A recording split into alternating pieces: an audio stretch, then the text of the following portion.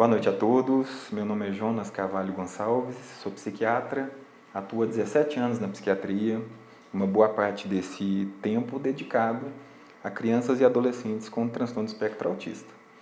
Fiz a minha especialização em psiquiatria em Porto Alegre, depois fiz algumas outras especializações, dependência química, algumas outras especializações em psicoterapia, e a minha atuação dentro do autismo hoje é principalmente em adolescentes com transtorno do espectro autista e abordando também, trabalhando com pais de pacientes com transtorno do espectro autista. Boa noite, meu nome é Roberto Marques, sou psicólogo há 20 anos.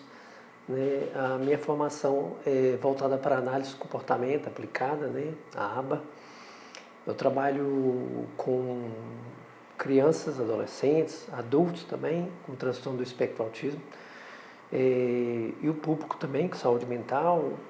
Dou aula há 16 anos, com disciplinas voltadas para análise do comportamento também. Estudei em Belo Horizonte, São Paulo, fiz alguns cursos voltados para essa área de autismo e de psicologia comportamental. Nós estamos aqui hoje para ter um papo, doutor Jonas? Um papo leve, descontraído, Exatamente. Roberto? E eu acho que para a gente começar, nada melhor do que a gente falar sobre o momento do diagnóstico, o impacto desse diagnóstico nos pais. O que você percebe na sua prática, Roberto? O que você, nesse tempo de experiência, o que você acha mais comum dessas reações iniciais? Então, eu acho que o que eu observo em relação ao impacto do diagnóstico é que grande parte das famílias, quando recebe o diagnóstico, recebe isso como um choque.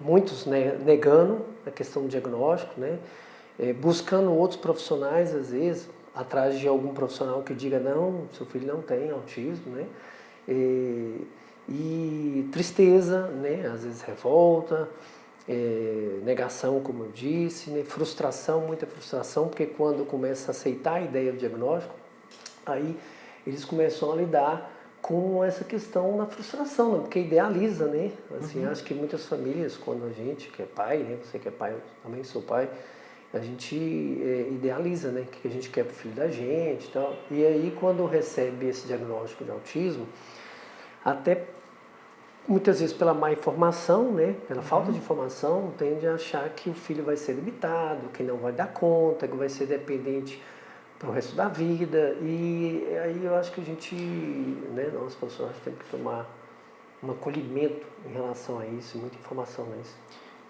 E sendo bem justo, a idealização é super comum, Como você falou, a gente idealiza os nossos filhos, já cria expectativas em relação a ele. E quando os pais recebem um diagnóstico e no início, muito sem saber o que é o autismo, tem essas reações todas que você trouxe. Acho que eu queria aproveitar esse gancho para falar que a gente está vivendo, eu acredito que a gente vive numa transição, num período de transição, principalmente em relação aos critérios diagnósticos, Então, teve uma mudança grande no critério diagnóstico do transtorno do espectro autista em 2013, com DSM-5, Claro, e ficou muito mais amplo, um diagnóstico que antes era mais restrito, do paciente com transtorno do espectro autista no nível 3 de suporte, ficou muito mais amplo.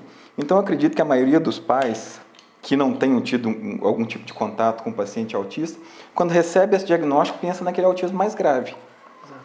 Pensa assim, poxa, meu filho vai ser daquela maneira. E hoje a gente fala de espectro, aproveitando um pouquinho esse gancho do diagnóstico, a gente falar um pouquinho desse diagnóstico, são 3 eixos principais de sintomas, Então, um primeiro eixo é uma dificuldade na comunicação verbal e não verbal, nos padrões de comunicação verbal e não verbal. O segundo eixo são interesses restritos e repetitivos, então interesses muito rígidos com padrões repetitivos.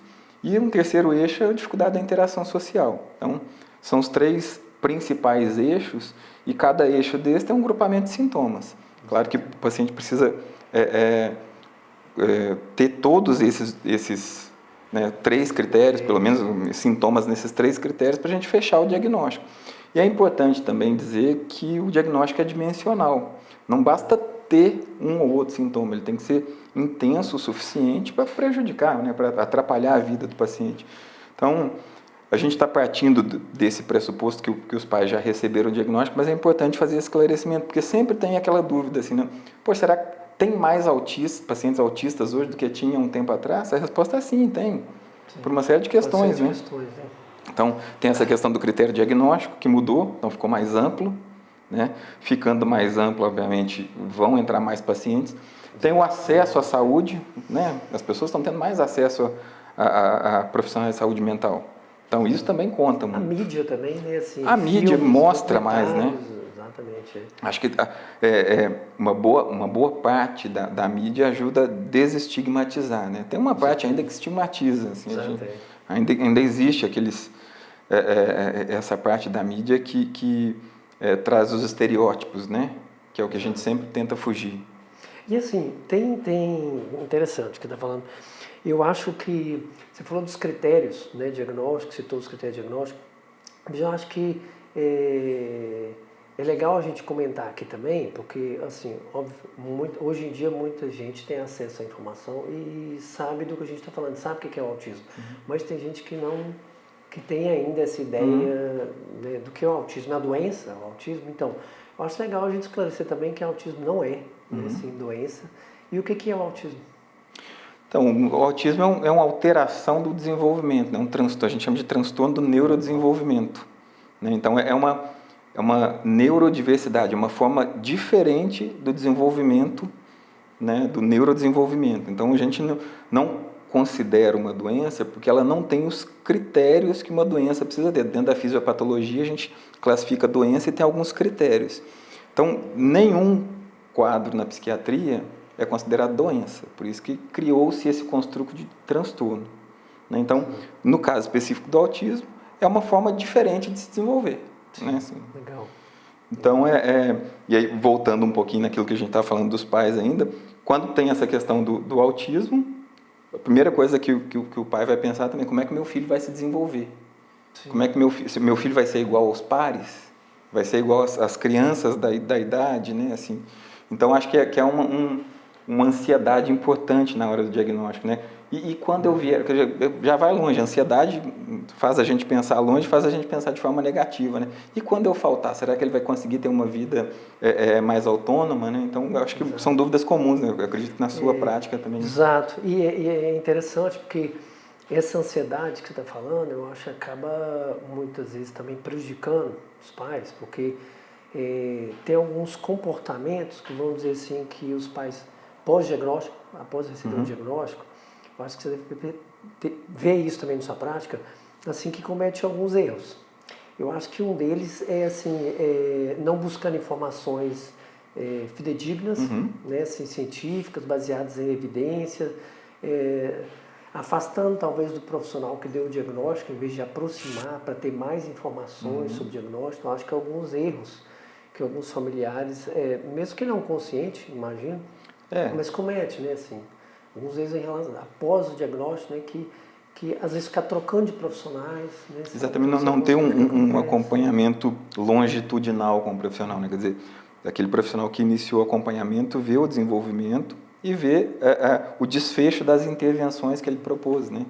Então isso é importante, realmente, às vezes um profissional tem uma conduta, tem uma linha de conduta, por algum motivo os pais não estão contentes com aquela linha de conduta e têm todo o direito de fazer isso, mas quando troca, às vezes o profissional tem uma outra linha de conduta, né, que vai, às vezes, em uma direção oposta, não que esteja certo ou errado, né, mas são linhas diferentes.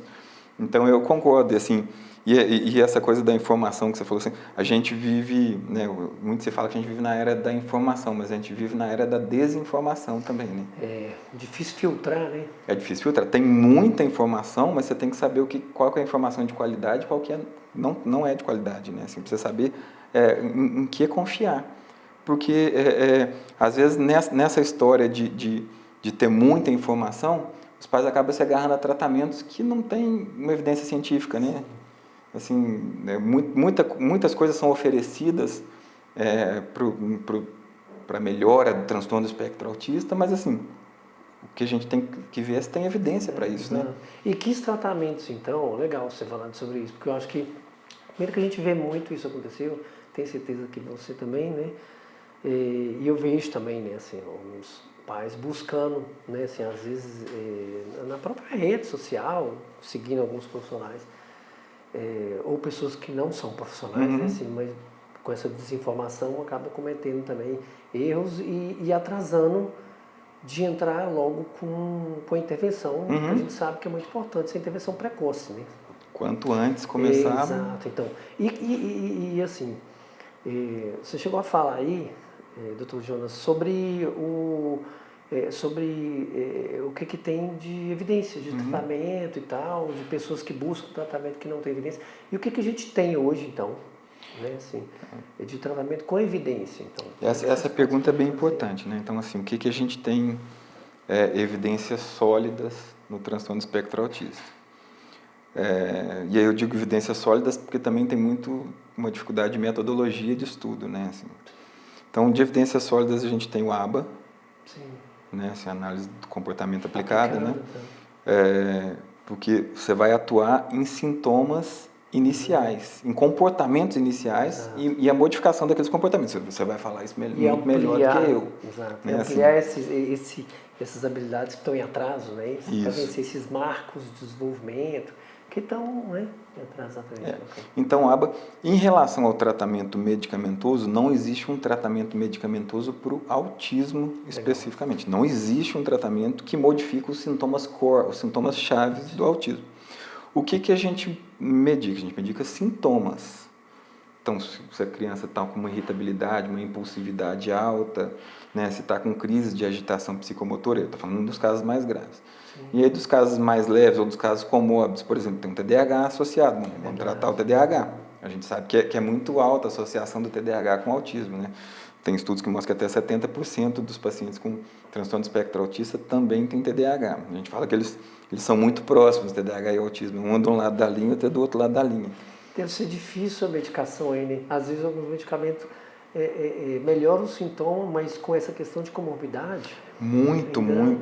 E você tem que ter um manejo muito bom entre o efeito positivo da medicação e o efeito colateral. Né? Por exemplo, uma medicação que tem evidência de melhora em socialização e impulsividade no TEA, a risperidona. Só que a risperidona é muito sedativa, né? E às vezes dá ganho de peso, dá alterações metabólicas, então você tem que ter esse refinamento para saber o que até onde melhorar e até onde vai o efeito colateral, achar esse meio termo. Né? Então, de medicações, são poucas as medicações que têm evidência, a risperidona, o aripiprazol, tem evidências ainda incipientes, mais crescentes no transtorno do canabidiol, no transtorno do espectro autista. Então, está começando agora, né, assim, a florescer mais evidências.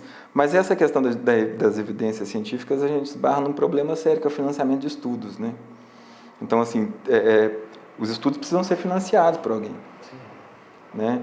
Quando tem uma medicação, normalmente tem uma indústria farmacêutica por trás financiando. No caso das intervenções psicossociais é um pouco mais complicado, né? Um pouco mais complexo o financiamento. Então, normalmente em universidades. Né? São estudos que são conduzidos dentro de universidade porque tem um interesse específico, um interesse para estudo. Né?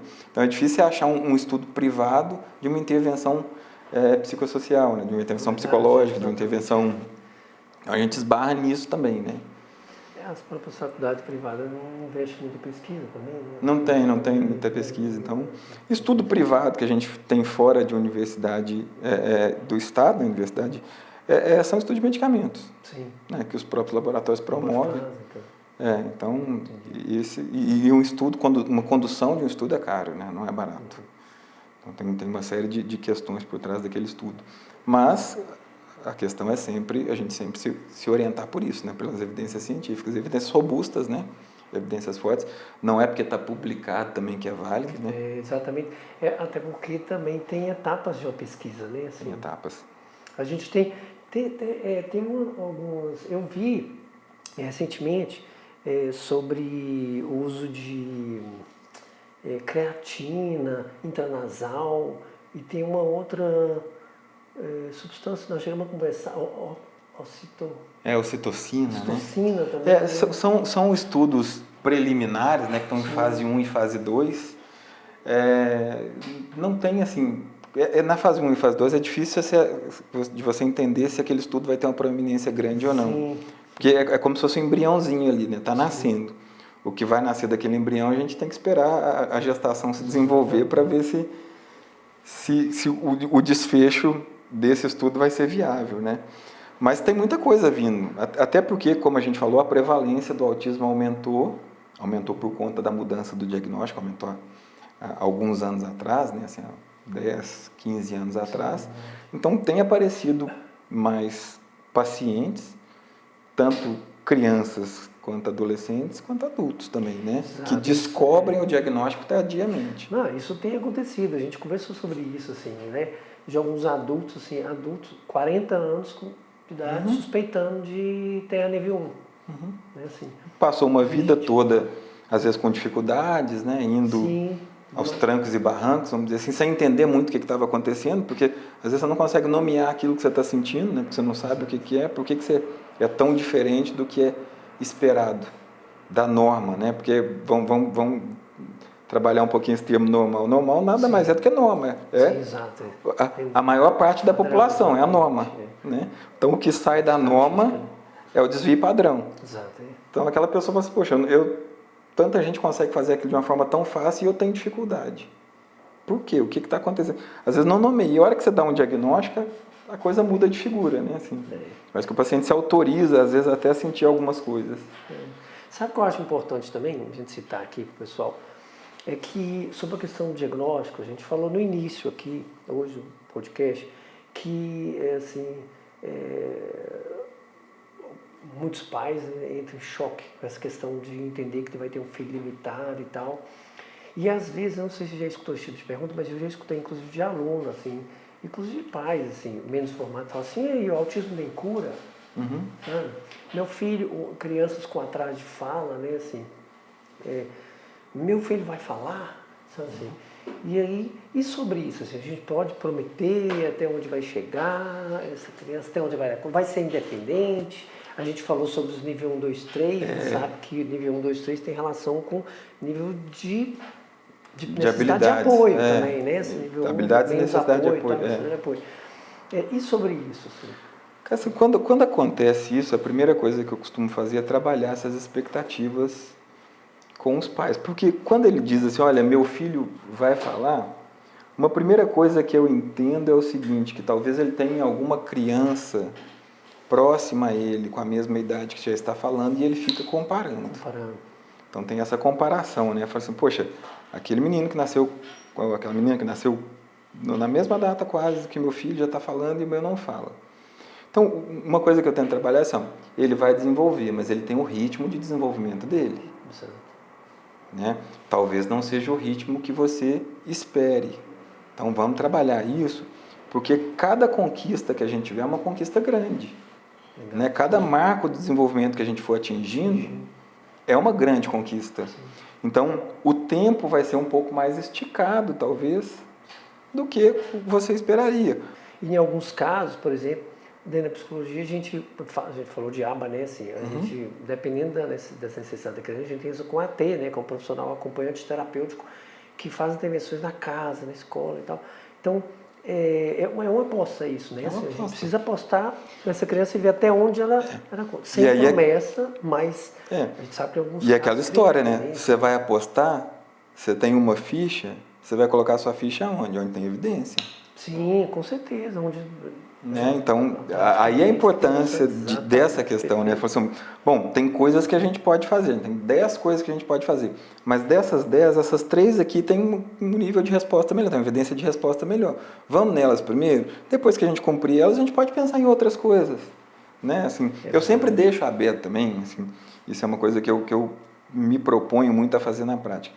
Eu deixo aberto para a busca dos pais e do paciente. Assim. Então, se eles trazem alguma coisa diferente, assim, olha, eu estou pensando em fazer isso com meu filho, que eu vi que deu certo para fulano, eu explico primeiro que tipo de intervenção que é, o que é, explico assim, se tem alguma evidência ou não, mas eu deixo muito aberto e apoio, se eles quiserem, para ir buscar, porque eu acho que tem todo o direito também de ir buscar outras coisas, né? Mas a questão é a informação, né? Isso, perfeito, é a informação. É legal. Inclusive, assim, a gente está falando, hoje estamos nós dois aqui, né, psiquiatra e psicólogo, a gente sabe que como é um atraso, um transtorno do neurodesenvolvimento global, assim, aí inclui, por exemplo... Multidisciplinar, né? Multidisciplinar, né? Fono, né? Assim, terapia ocupacional. Terapia ocupacional, o próprio AT que você falou, né? O AT, tal, na equipe. E essa troca é legal, né? De profissionais, assim, tá... É legal e necessária, né, cara? Assim, porque eu entendo muito pouco de linguagem. Né, assim, do desenvolvimento da linguagem, são coisas muito específicas, né? E as intervenções da linguagem também são muito específicas. Então, eu não posso querer ser o detentor de saber, né? Assim, Legal. Cada um em sua área realmente multidisciplinar e deve ser multidisciplinar, né? Não tem outra forma de se conduzir os transtornos do neurodesenvolvimento, aí seja autismo, TDAH, qualquer outro transtorno do neurodesenvolvimento. E a gente vê que a evolução é muito mais rápida, né? Assim, quando está todo mundo junto com o mesmo objetivo. E o atraso na fala, a gente realmente precisa priorizar também, né? A questão, uma criança com atraso na fala, quanto mais a gente demorar, os pais também demorar a procurar esse tipo de intervenção, né? Assim, para desenvolver a fala, a gente sabe que vai trazer outras consequências, né? Assim, esse atraso na fala, a irritabilidade, a criança não saber expressar... O isolamento. O isolamento, né? Com certeza. Então, já são sintomas que são característicos do TEA, né? Dificuldade de comunicação, dificuldade de socialização. Se não tem a capacidade comunicativa, né? Então, amplia mais isso, né? Então, a FON trabalha muito bem essa capacidade comunicativa. Assim como a TO vai trabalhar os interesses, né? O início, o meio e fim. Exatamente. Então... deve ser multidisciplinar, né? Assim, aproveitando esse gancho, né? Você falou do tratamento multidisciplinar. Se a gente fosse elencar para os pais assim, uns passos práticos, os primeiros passos, assim, o que você diria que era fundamental assim, inicialmente de fazer? Pô, recebeu o diagnóstico, vou ter que buscar um tratamento, mas já está em algum tratamento, porque né, teve o diagnóstico. Mas o que você acha que seria mais importante? Então, eu acho que é montar essa equipe. Está falando, né? Receber o diagnóstico. Porque eu acho que muitas vezes esse diagnóstico vai vir para um profissional como você, né? Assim, às vezes um neuropediatra, às vezes um psiquiatra, mas tem pais que às vezes não vai procurar primeiro, já procura a fono, está com atraso, e acha que é só atraso, né, fala, ou a apraxia da fala, né? E acha que não é autismo, e procura só fonoaudiólogo. Aí o fonoaudiólogo, como profissional, também responsável, deveria encaminhar, né, assim, para um médico, para poder avaliar. E normalmente faz, né? Equipe, normalmente faz. Então, acho que montar essa equipe, né, assim, um primeiro passo fundamental, então, identificar os atores dessa... inclusive, assim, sinceramente, mesmo antes de um diagnóstico, porque se tem atraso, precisa de intervenção, assim. Às vezes a criança é muito pequena, não dá para fechar um diagnóstico, trabalha com hipótese diagnóstica e entra com intervenção. Se lá na frente não tudo bem. Você não perdeu tempo com essa janela de aprendizagem. Exatamente, porque as intervenções que você vai fazer, elas não fazem mal. Não, de jeito nenhum. Muito pelo contrário, vão ajudar o desenvolvimento, independente de ter ou não ter TEA, né? Assim. Exato. Então, isso que você citou aí agora mais cedo, sobre assim, ir atrás de profissionais que têm a habilidade de fazer isso, que a gente sabe que tem profissionais que estão, que às vezes é psicólogo, mas nunca atendeu um autista, assim, que é um psiquiatra, mas que atende outro público. Então, é atrás desses profissionais, né, assim, mas também criar uma rede de apoio, né, assim, inclusive de buscar outros pais, né, assim, e de buscar informação baseada em evidência, que você citou aí mais cedo, né, assim, exatamente para não perder tempo, ficar seguindo às vezes receita de internet, né, assim, que às vezes não banho tem... de peixe elétrico da Amazônia. Então, acho que isso eu penso que deve ser feito. Buscar essa rede de apoio, buscar profissionais, assim, na rede privada, pública também, enfim. Mas isso são... E além desse passo a passo para a criança, né, normalmente a criança, hoje, felizmente o diagnóstico é feito na infância, a maioria dos diagnósticos, né, porque a gente tem... Então, isso é uma coisa muito boa. Mas além dessa questão com a criança, eu também colocaria como fundamental a busca do apoio para os pais.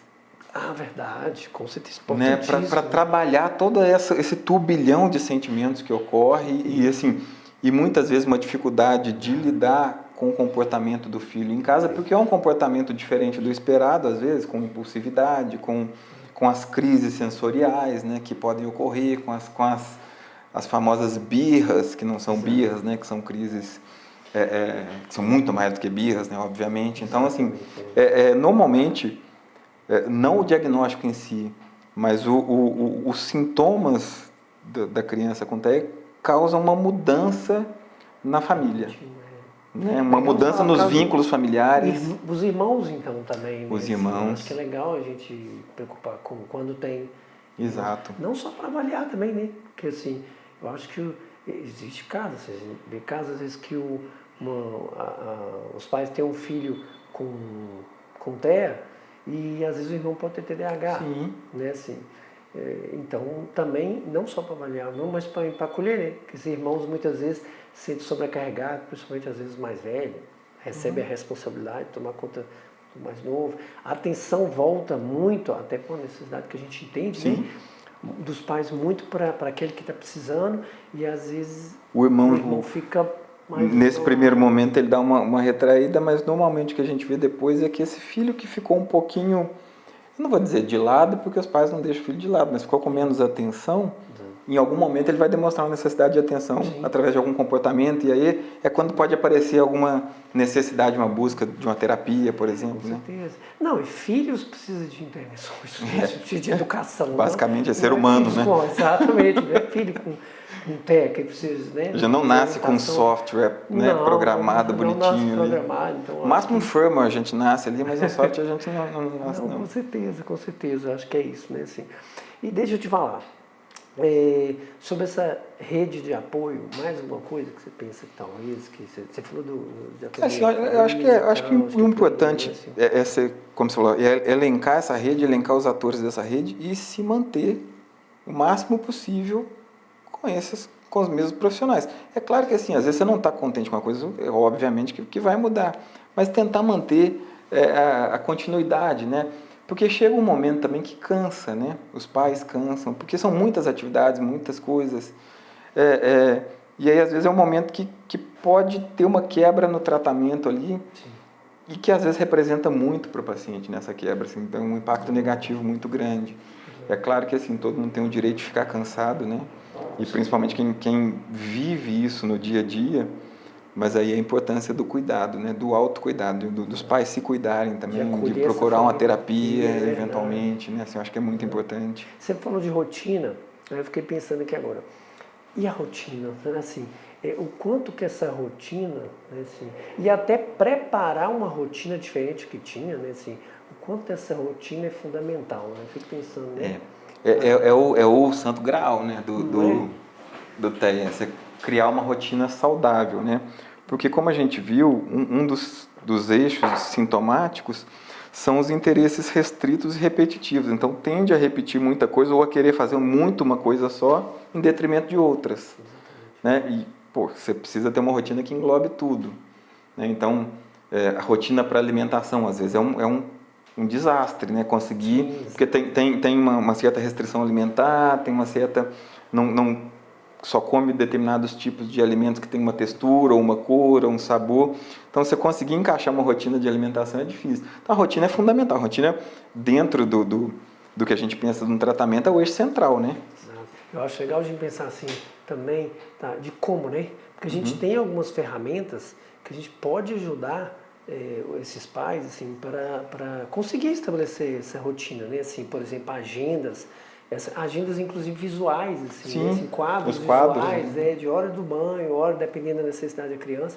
Esses quadros ajudam muito, né? Assim, a questão Alexa, sabe essas tecnologias que ajudam, lembrete, tá, na criança? A gente colocar isso a favor, né? A favor, com certeza, da tecnologia. E que é o que você estava falando, a rotina, gente, é só você pensar assim, a frequência, assim, intensidade, frequência de hábitos, traz resultado, né? Assim, para aprendizagens. É diferente uma pessoa, vamos fugir um pouco do exemplo aqui do TEA, mas uma pessoa que quer ter resultado na academia que vai uma vez por semana na academia. e outra que tem uma rotina de aprendizagem, ela vai ter resultados. Então, na aprendizagem não é diferente, né, Juliana? De sentar, fazer dever, uma rotina, que essa criança precisa aprender a tomar banho, criar independência, mas tem uma rotina, né, assim, e de preferência orientada, né, assim, com profissionais, você trouxe importantíssimo as pistas visuais, né, cara? Exato, as pistas visuais são muito importantes, tanto em relação à organização do dia, quanto em relação a sentimentos, né? Sim. Ele começar a nomear os sentimentos a partir das pistas visuais. Como é que você está hoje? Estou com raiva, estou com... Né, a gente está falando aí de nível 2 e nível 3 nesse caso, né? Assim, uns quadros um pouquinho mais complexos, assim. Mas o quanto isso facilita, né? Dá trabalho para você começar a fazer, dá um pouco mais de trabalho no início, mas quando você consegue implementar isso, o tratamento começa a andar, né? Começa a andar, exatamente, com certeza. É o manejo de contingências, né? Sim, assim, exato. Que é você oferecer coisas, né? Assim, contingência para ser favorável a aprender, né? Eu acho bacana, assim. Eu acho, tem um cara que chama Skinner, que ele fala assim, olha... Um carinha aí qualquer na Skinner. Um carinha aí que a gente nem sabe quem é. Que contribuiu pouco. Pouquinho. Mas ele falava assim, ó, dadas as contingências favoráveis, qualquer indivíduo aprende. Ele fala, então, a gente, às vezes, assim, uma pessoa com TDAH ou com TEA, assim, aquelas condições não estão favoráveis com aquele jeito de aprender, com aquele jeito de estudar. E se o indivíduo encontra, né, assim, uma forma que favorece, essa aprendizagem naturalmente tende a acontecer. Só que é um trabalho aí que as famílias não estão sozinhas, né? Sim. Tem profissionais aí. Acho que o importante é isso, né? Assim, o importante também que eu penso disso que a gente está fazendo aqui é fornecer essas informações adequadas que deem subsídio para tomadas de decisões favoráveis. Com certeza. Né? Então, realmente, se a gente pensar o que a gente tem de tratamento hoje, o que a gente tinha há 10 anos atrás, há 15 anos atrás, há 20 anos atrás. Você falou aí que você tem 20 anos, eu também, em medicina, eu me formei, foi isso. Um pouco menos que isso, tá saindo um pouco mais que eu. Mas, assim, como mudou, né? Com certeza. O entendimento, assim, eu saí da faculdade sem saber o que era autismo. Sim, com certeza. Acho que é o padrão, né? Eu passei na minha residência sem entender completamente o autismo. Sim. Porque foi en passant, não era uma residência não era de psiquiatria infantil, não era voltada para o adulto, então a gente só passava pela psiquiatria infantil, só pincelava. Né? E essa época aí, antiga, quando você formou? Não, foi agora. A gente via esses casos diagnosticados, era nível 3. Assim, eu trabalhei na PAI 8 anos, assim, autismo era nível 3, não verbal, adulto não verbal, esses casos que a gente via. Que vem associado com deficiência intelectual, exato, né? Vem associado com uma série de outras coisas. Exatamente. Então, onde tem mais quadros neurológicos associados também, né? Epilepsia e por aí vai. Agora é interessante, assim, você trouxe um gancho antes que eu queria aproveitar, que foi quando você falou da família, e que quando a gente identifica um paciente com TEA, normalmente a gente identifica algum outro transtorno do neurodesenvolvimento da família. Então vamos pensar o seguinte... Às vezes os pais, inclusive, né? Vamos pensar nas causas, né? Sim. Porque muito se fala sobre causas de autismo, teve uma polêmica grande há um tempo atrás, que eu espero que já esteja desfeita, que era que vacinas causavam autismo, e não existe isso, né? Vamos deixar bem claro que não existe. Exato. Vacina não causa autismo. Vacina causa adulto. Né? Não morre quando criança, vira adulto. Vacina causa adulto, é isso. Agora, o que a gente sabe de causas de autismo hoje? Assim? Vamos pensar um pouquinho assim. Eu colocaria de cara genética. Sim, com certeza. Né? Assim, então, o primeiro fator é genético. Primeiro fator. Então, tem uma herdabilidade grande. Né? A herdabilidade do autismo só não é maior que a herdabilidade do TDAH. A herdabilidade do TDAH é 70%. Né? Então, tem uma chance muito grande de um paciente com TDAH ter um filho com TDAH. Do autismo é menor, mas existe uma herdabilidade muito grande. Então, uma primeira causa é genética. E é engraçado na medicina, quando a gente fala genética, é qualquer coisa. Né? Porque, assim, é um amplo espectro de coisas, assim, né? Não é aquela genética mendeliana, né? Se eu tenho autismo, metade dos meus filhos vão ter, metade não vai ter. Aquilo que a gente aprende lá atrás, né? Agora, é uma genética multifatorial e que depende de fatores ambientais também. Sim, Então, não é que eu vou ter, se eu tenho, eu vou ter um filho, mas a chance é muito maior. A chance é muito alta, né? muito alta, é verdade. Então, questão genética. Segunda questão, ainda dentro da genética, mas não da herdabilidade, as síndromes genéticas. Né? Então, muitas síndromes genéticas têm um comportamento autismo-like. Então, tem como expressão fenotípica o autismo. Né? Então, X frágil, né? E por aí vai. Então, tem uma série de... Porque, às vezes, quando tem algum traço sindrômico, a gente encaminha para o geneticista para fazer um diagnóstico genético, né? Legal, porque é importante. Porque alguns pais, às vezes, ficam se culpando, né? Ah, por que eu fiz? Será que onde que eu errei? Não errou, não tem relação com isso. Não, é um evento aleatório, né? Assim. Exato, Então, você não tem controle sobre isso. Quando eu digo evento aleatório, é que já não tem controle sobre isso. Né? E aí, pais, você falou de genética, assim, alguns pais, assim, é comum a gente... às vezes diagnosticar o filho lá, né? Chega a família e tal, buscando diagnóstico, a gente diagnosticar o filho com... e às vezes você vê no pai ou na mãe, principalmente no pai, alguns traços, mas não fecha o diagnóstico. O pessoal chama de genótipo ampliado. Né? Assim, não fecha o diagnóstico, mas você vê algumas características. Né? Assim, essa expressão fenotípica, mas que tem algumas características, mas não fecha os critérios diagnósticos. Porque como a gente viu lá, é um critério dimensional. Precisa ter a quantidade de critérios suficientes e a intensidade suficiente para a gente fechar. Né? Então tem um ou outro, assim...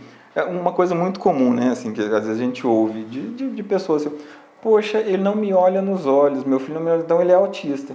Não. Acho que isolado... Isso é um sintoma de um eixo. Precisa preencher outros critérios. Outros critérios, né? Assim, ele pode não olhar no olho por diversas situações. Primeiro que é uma questão social, né? Sim. Uma questão social. Então, às vezes, no meio dele não existe essa questão social, assim, porque é uma determinação social. Então, não é uma obrigação ter que olhar no olho da pessoa. Né? Assim, não é necessário, não é uma coisa que vem programado biologicamente. Né? Então, às vezes é comum, é um erro, e aí de muitas pessoas, não só do que a gente está falando aqui, mas pegar um sintoma e tomar aquele sintoma como todo, né? Exato, eu penso que sim. Então tem uma alteração na fala, não necessariamente atraso na fala é autismo, atraso na fala pode ser um monte de coisas, né? Pode ser inclusive coisas mecânicas, né? Sim, assim, que precisam ter intervenções, arcada dentária e por aí vai, né? Verdade. E assim, para a gente fechar aqui hoje, né? Hoje, né? Porque vão ter hoje, que mensagem que você acha que você pode deixar aí para o final? Assim, sinceramente, o que eu espero desse evento nosso, assim, desse projeto, vamos dizer assim, né, que a gente convencionou chamar de Conexão Autista, o que eu espero é espalhar informação. Eu acho que assim, o que eu mais gostaria é que esses pais tivessem mais subsídios para tomar suas próprias decisões. Né? Então, tivesse mais conhecimento e, a partir desse conhecimento, começassem a tomar decisões mais racionais acerca do tratamento, ou seja, do presente e do futuro do filho. Né? Então, se a gente conseguir levar essa informação, para mim está de bom tamanho, cara. Bacana. Eu então, só para complementar, né?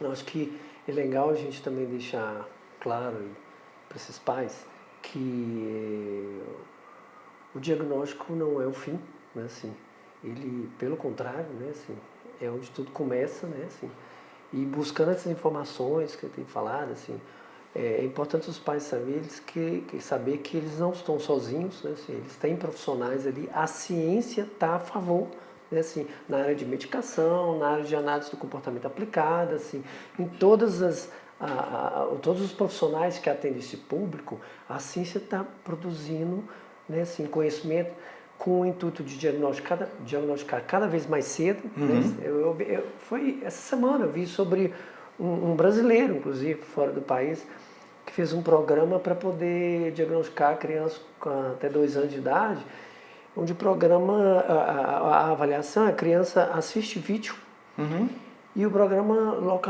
marca pontos onde a criança está observando. Então, assim, ou seja, a ciência está produzindo conhecimento com esse objetivo de ajudar. Nós, profissionais, também estamos aí para acolher esses pais. Então, vocês não estão sozinhos, não, né? Então, é bacana saber disso, né? Assim. Isso é extremamente importante, assim, esse sentimento de que tem pessoas que podem ajudar, né? Assim, Para acolher, cuidar. Existe uma luz no fim do túnel. O túnel não é tão comprido quanto se imagina, Sim. né? É um túnel mais curtinho, assim, que em alguns momentos pode estar um pouco mais escuro, mas que vai clareando ao longo do caminho. Então, acho que é isso, né? Assim, gostaria de dar boa noite para vocês, convidar vocês para assistirem os próximos episódios. A gente vai desenvolver mais o tema do autismo, a gente vai falar sobre como as comorbidades mais frequentes, ou seja, o que é mais comum de ocorrer junto com o transtorno do espectro autista. A gente vai falar um pouquinho mais sobre medicação, sobre outros tratamentos, aprofundar um pouco mais no autismo, entender um pouquinho melhor o autismo, né? Acho que a gente, obviamente, que a gente vai estar longe de esgotar o tema, porque é um tema extremamente vasto, mas a gente quer pelo menos passar as partes mais importantes, né? A nossa ideia é ter aproximadamente 4 episódios, né? Assim, a gente vai ver como é que a gente vai fazer isso, mas gostaria de contar com vocês nos próximos episódios. Isso, gente. Um grande abraço. Gente, um abraço. Boa noite para todo mundo aí. E a gente se vê.